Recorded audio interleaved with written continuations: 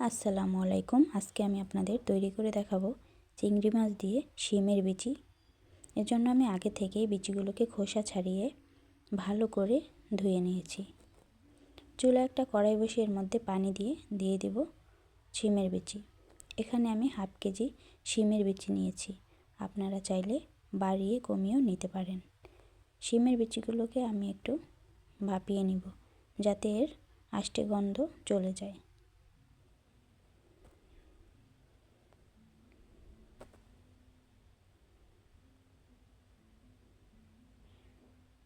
বিচিগুলো আমাদের ভাপানো হয়ে গেছে, এবার তুলে নেব।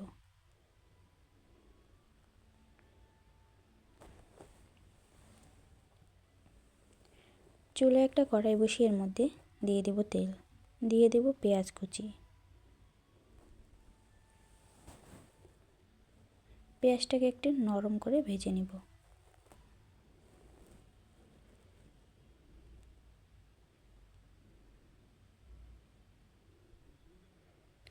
আমার পেঁয়াজটা ভাজা হয়ে গেছে। এর মধ্যে অ্যাড করব 2 টেবিল চামচ আদা রসুন বাটা, 1 টেবিল চামচ লবণ, 1 টেবিল চামচ হলুদের গুঁড়া, 2 টেবিল চামচ মরিচের গুঁড়া এবং 1 টেবিল চামচ জিরার গুঁড়া। সব উপকরণগুলোকে আমি একটু ভালো করে মিশিয়ে নিব। দিয়ে দিব পানি। পানি দিয়েও আমি সব মশলাগুলোকে একটু ভালো করে মিক্স করে নেব। দিয়ে দিব টমেটো কুচি, দিয়ে দিব চিংড়া মাছ। চিংড়া মাছ দিয়ে আমি মশলাটাকে চিংড়া মাছের সাথে ভালো করে বেশ কিছুক্ষণ কষিয়ে নিব।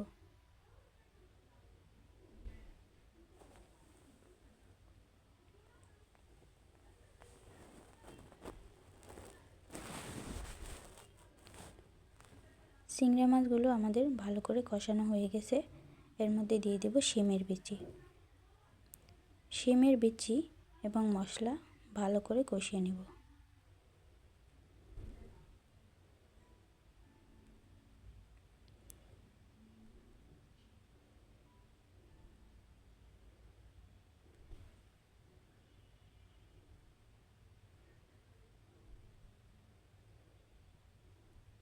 শিমের বিচি এবং চিংড়া মাছ ভালো করে কষানো হয়ে গেছে। দিয়ে দিব পানি। এখানে আমি অল্প পানি দিয়ে রান্নাটা করব, কারণ আমি আগে থেকেই শিমের বিচিগুলোকে ভাপিয়ে নিয়েছি।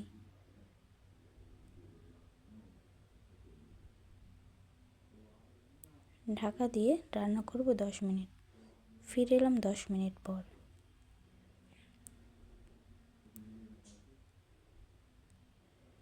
বিচিগুলো ভালো করে সেদ্ধ হয়ে গেছে। দিয়ে দেব ধনেপাতা কুচি। ধনেপাতা দিয়ে আমি 1 মিনিট রান্না করে নিব।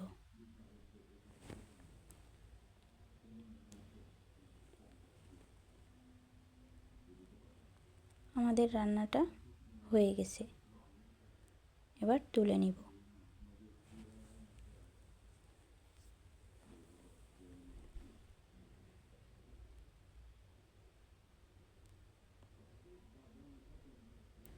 আপনারা বাড়িতে এটা তৈরি করে দেখতে পারেন, খেতে অনেক মজার হয়। ভিডিওটি দেখার জন্য সবাইকে অসংখ্য ধন্যবাদ। ভিডিওটি ভালো লাগলে লাইক, কমেন্ট, শেয়ার করে পাশে থাকবেন। সাবস্ক্রাইব করে বেল আইকনে ক্লিক করে দিবেন। এতক্ষণ সাথে থাকার জন্য সবাইকে অসংখ্য ধন্যবাদ। সবাই ভালো থাকবেন, সুস্থ থাকবেন। আল্লাহ হাফেজ।